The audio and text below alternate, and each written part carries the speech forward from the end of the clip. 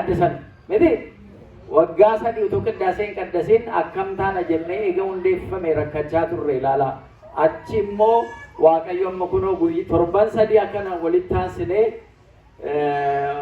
Fayyisaa Addunyaa isa kan ji'a dhaloota gooftaa keenyaa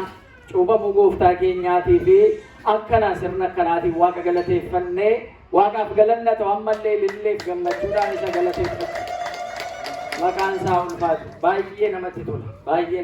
nama gammachiisa namni obsee mana waaqayyoo keessatti obsee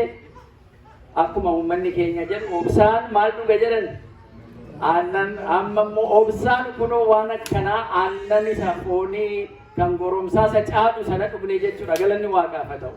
baay'ee namatti tolaa gammaddaniittu isinitti toleera ammallee isinitti tolu bara gammachuu isiniif haa ta'u waaqayyo gadda boo'icha waaqayyo nurraa fageessu baay'ee namatti tolaa dhugaa sa'uudhaa fi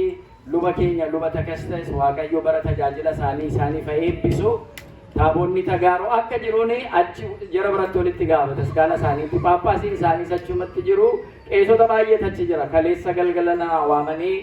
achitti akkan argamu illee naa barreessanii bakka sanatti akkan argamu jedhanii turanii garuu anis immoo dhimma hawaasawaa narra ture gati kanaatiif achi dhaquu hin dandeenye achi alan ba'u sa'aatii 8 walakkaa akka kana sa'aatii 9 galgala ture isa booda gara sana deemuu hin dandeenye garuu lubnee ani hundeemee dugda baafachuudha baadhallee jaalala isin isaaniif agarsiistan kadhannaan isin waaqayyoodhaaf kadhattan akka nu waa tokko nu jalaan irranne luba keenyas nu fidee jira akkanaan sirna qiddaasee sirna cuuphaa haala sirna o'aa ta'een kabajne waaqa keenyaaf galanni isaaf haa ta'u ijoollee keenya akkaataa jirritti faarfatanii faarfattoonni keenya akkaataa jirri dhufanii amma waa'ee cuuphaa faarfatanii kun kenna guddaadha waaqayyo daa'imman keenya nuuf guddisu